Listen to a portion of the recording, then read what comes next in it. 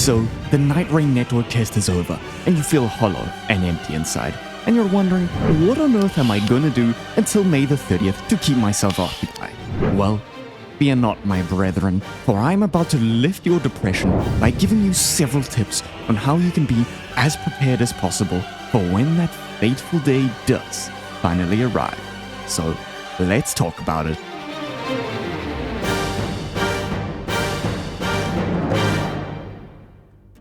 Okay, so tip number one, which may shock you, is you gotta find some friends, you loser. Yes, you. NightReign is essentially designed to be a co-op experience. Even though it's confirmed you will be able to solo queue, I feel like the most enjoyment you will get from the game is by teaming up with your buddies to be as coordinated as possible. Certainly, from the footage that I watched of the network test, having a coordinated team made a drastic difference to the outcome of the run. In some cases, teams were reaching the max level of 15 long before they even went to the final boss arena against Gladius, and by then, it was just a breeze. Now, you're about to say, But none of my friends play Elden Ring, blah blah blah.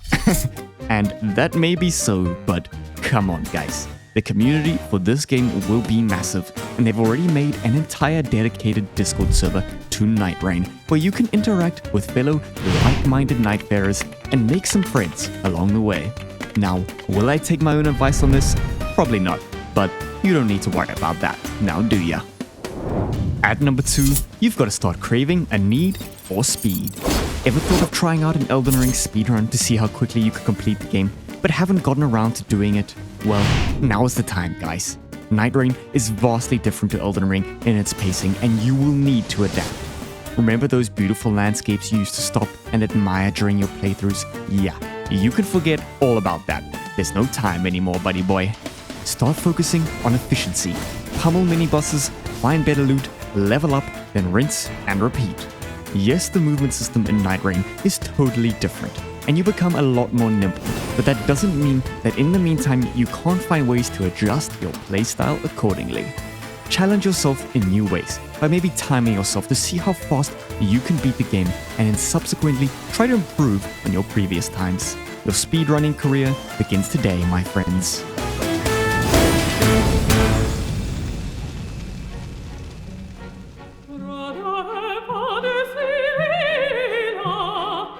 At tip number 3, we've got a bit of an interesting one, but I'm sure it'll be of use.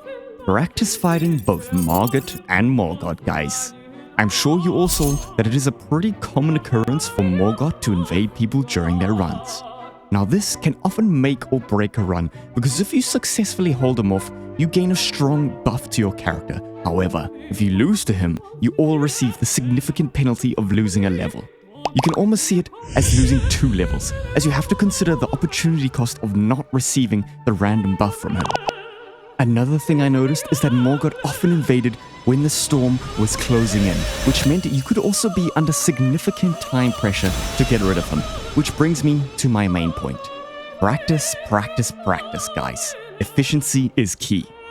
Both Margit and Morgott are not too complicated, and if you get the moveset down, then you will be a-okay.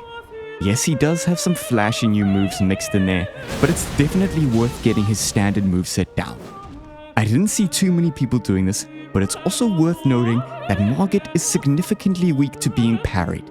In fact, he follows every successful parry with another parryable attack.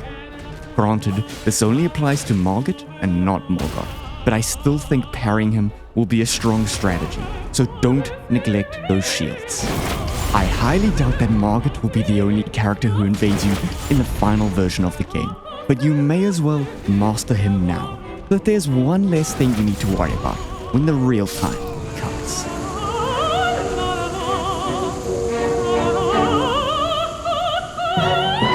Knowledge is power.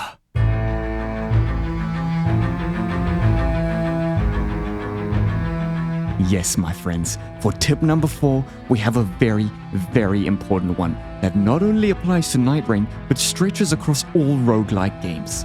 Knowledge of the game you're playing can sometimes be more important than mechanical skill. And when the two are combined, oh boy, are you gonna feel like a god gamer.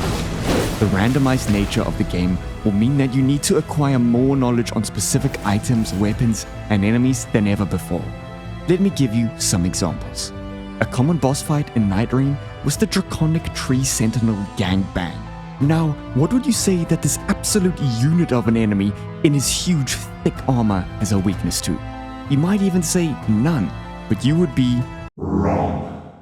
Piercing damage, my friends. A sharp, pointy stick would be perfect for finding the chinks in that armor. But what weapons do piercing damage, and where can I find them? And on and on and on it goes. The more knowledge you can accumulate on all attributes of the game, the better you will be. The fight at the end of day 1 is also another prime example. You can either get the demi-humans, oopsie, or the centipede demon here. The demi-humans are extremely weak to fire, whereas the centipede demon is resistant to it. I feel like that one's pretty obvious though. Having this knowledge before the battle means upon seeing what boss it is, you can immediately swap to whatever weapon will do the trick best. It's also pretty likely that you will happen to have a weapon that'll do the trick, considering you can carry 6 weapons at a time. 6, guys. Insane. This barely even scratches the surface of knowledge that can be acquired from this game. So I'm giving you all some homework. Go and watch Elden Ring YouTube videos, boys and girls. Preferably mine. My channel is awesome. Go check it out. Sorry, had something stuck in my throat there.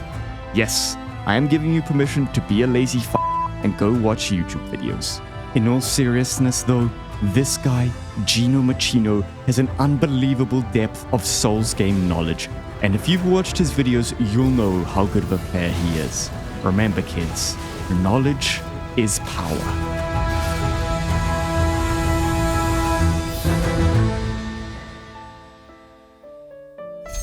My final tip for all of you today is to randomize. Yes guys, you know all those randomizer runs you've watched? It's your turn to give them a go. NightReign, down to its core, is improvise, adapt, overcome. Throwing yourself into an unpredictable and unknown environment in the base game will force you into getting used to the unpredictability of NightReign. You will essentially be forced to use weapons and spells that you would usually never have touched, and figure out how to make up strategies on the fly, instead of preparing for every known outcome and doing a buffing ritual that takes 10 to 15 minutes before each fight. Of course, all you console peasants out there won't be able to play any modded versions of Elden Ring, and I genuinely feel sorry for you. Although I wasn't even able to play NightReign at all because I have a PC, so that was pretty depressing.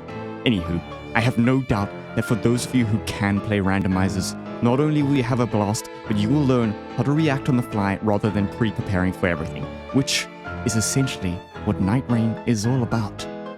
Then, finally, I have some bonus tips for you guys that weren't really important enough to gain their own section. First, I think it's important to practice speedy inventory control. You'll see in experienced PvP players that they have a knack for hard swapping items very quickly in their inventory, which I think will definitely carry over to NightReign as a skill gap. Another tip would be maybe to change some of your keybinds and practice with them. I believe you can no longer crouch in NightReign, but that button is replaced with Surge Sprint, so maybe try remapping your sprint button to your crouch button and seeing how it feels. My final bonus tip for all of you is to just play the goddamn game, guys. We all love this game, and I know some of you have thought about hopping on just to end up doom scrolling on YouTube and watching other people play instead.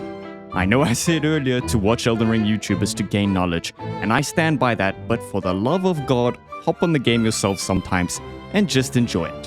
Hopefully, this will get you excited for the NightReign that is still yet to come. Thank you all for listening to my incessant rambling. Let me know down in the comments below if you have any other ideas for people who want to prepare for NightReign. Until next time, guys.